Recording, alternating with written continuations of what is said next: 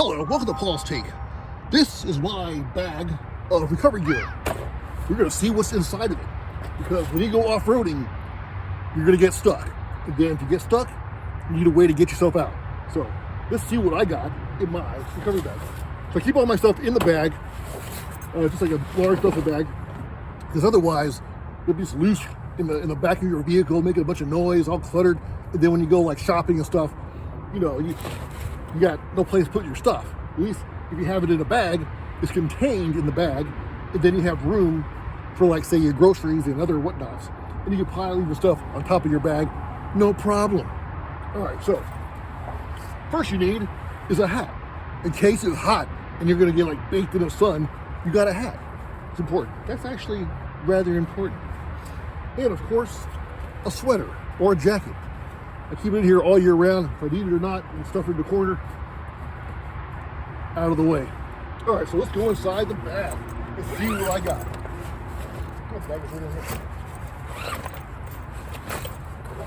So the first thing I got way back when were these traction boards. I actually find the traction boards to be pretty crappy. I don't feel like it ever got me out of stuck. Or got me unstuck. I've been stuck many times in my old vehicle. I had a Jeep Liberty, and I get stuck all the time, almost every day. And I try to use these. The problem with what I find with traction boards is if you're stuck and your tire's down low in the dirt, you won't actually, it's hard to catch the tire to get actually on top of this. So you gotta like either dig your way out. And it's gotten me, I would say, further along a little bit, but it's never, I don't recall it ever getting me completely unstuck. So recovery boards, not a big fan. Toolbox. Gonna have some tools. This is from Harbor Freight. I got it like on Christmas sale. It was only like, man, it was only like 25, 30 bucks. But it has a lot of tools in here. Really, I mean, it's the worst made tools ever, but they actually work in a pinch. And I actually end up using these tools a lot more than my other tools in my house, just because they're always with me and they're pretty handy.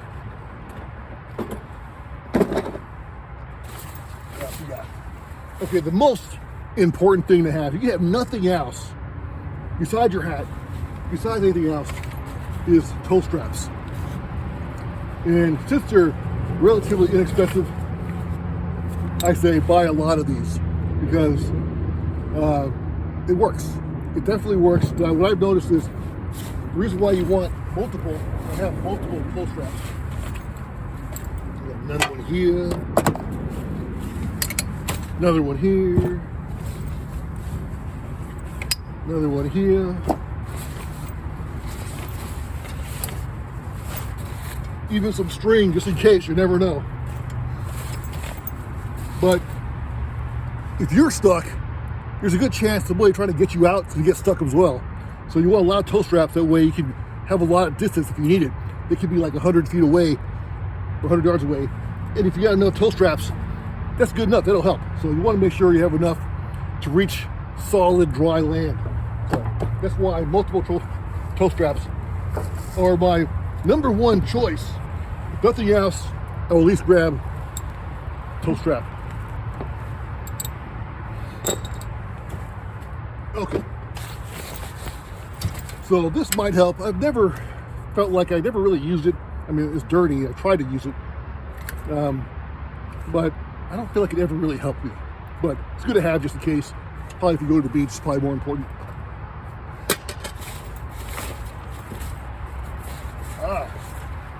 Air compressor.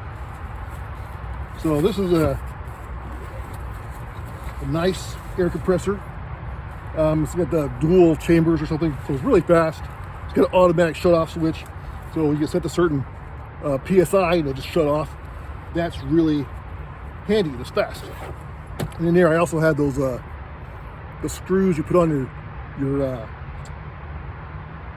air thingy bobs, so the air comes out automatically. So that's important. It's definitely nicer than having to wait at a gas station or something. With a wrench, some more tools for bigger stuff, universal. Can't have enough duct tape, big old thing of duct tape. That this vehicle here is, I will say, about 20% duct tape. So that's important. survival kit. I didn't even know I had that. Forgot about that at some point. Got a flashlight. Oh, I didn't know that. Glow sticks, matches, emergency blanket, rain poncho, signal mirror, compressed washcloth, whistle, knife, fire starter, compass. That's good. And I didn't even know. I forgot I had that in there. So that's another reason why I kind of wanted to go through my bag to see what I had in there. But that could come in handy if it's really extreme. And I got a first aid kit, small, not much in there, but it's got band-aids and stuff. Okay.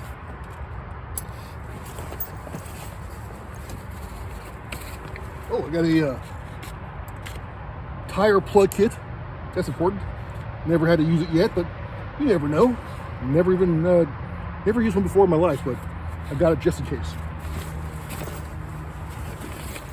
Little hammer. It goes in my toolbox, but somehow I used it. All right, so that's everything in the bag. Got jumper cables. Got some gloves. Okay, so that's about it inside the vehicle. And then, of course, for the receiver, I got this little thingy bob, so you pull a lot of weight with no problem. I have these as well, but I'm not using that. I'll use that.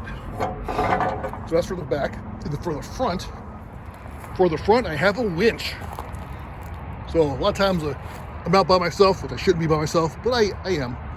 I could use the winch. I would show it to you, but it's a winch. Nothing fancy, something I got on eBay for like, it was really cheap, maybe $300 or something. But it works really well. I actually got somebody else out. Somebody was in a ditch not too long, just like maybe a couple weeks ago, or I think last week. And I was able to pull him out with the winch. And of course, this one I got the bumpers with the recovery hooks in the front. There you go. What else? Oh yeah. So I think everyone should have in their car a GPS. Now I just, because one thing for sure, when you go off-roading, the first thing you lose is cell phone signal. And you're not gonna you'll be able to like use your maps if you're lost. And I got lost. I actually forgot I had a GPS in my car. This is an old one. I wouldn't use it to like search for addresses, but you could just use the map and you can see where you are. So that's important. And I think that's it for recovery. But yeah, so the GPS is important. I was actually looking up some GPSs and then realized how expensive they were. And I remembered, wait a minute, I got the Garmin in the car, an old Garmin. So I figured, hey, that'll work. So let's see if it'll work in the woods when there's trees overhead. Oh man, we are lost in the woods. I have no idea where I am. Deep in the woods. I have nowhere to go. I have no idea which way to go. So I turn on my Garmin and it shows that I'm right by the freeway. I'm bouncing back and forth. What in the world? I don't need to go there. I need to go to Nelson Road. I think I'm showing me backwards. Let's try to see if I can turn around. Let's see what happens if I can. I'm trying to get to Nelson. So I'm going the wrong direction because Nelson's the other way. Can't go any further because it's all jacked up down here. At least not in the dark. All right, so let's turn around. All right, so I'm turning around and I'm trying to get to Nelson Road. It looks like I'm going in the right direction. So that's good. So now I know if I go this way, I'm going towards where I need to be. That makes it very helpful. Because it's dark and it's very spooky. You don't want to be roaming around the wrong place. Oh, there's a wash. But the Garmin says go that way, so I will go that way.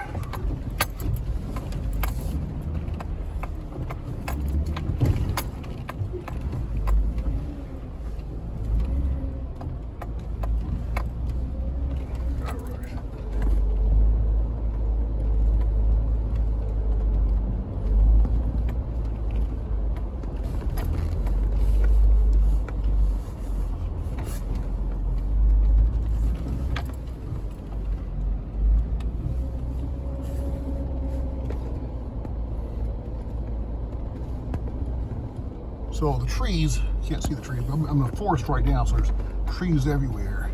So the trees are not blocking my signal, so that's nice.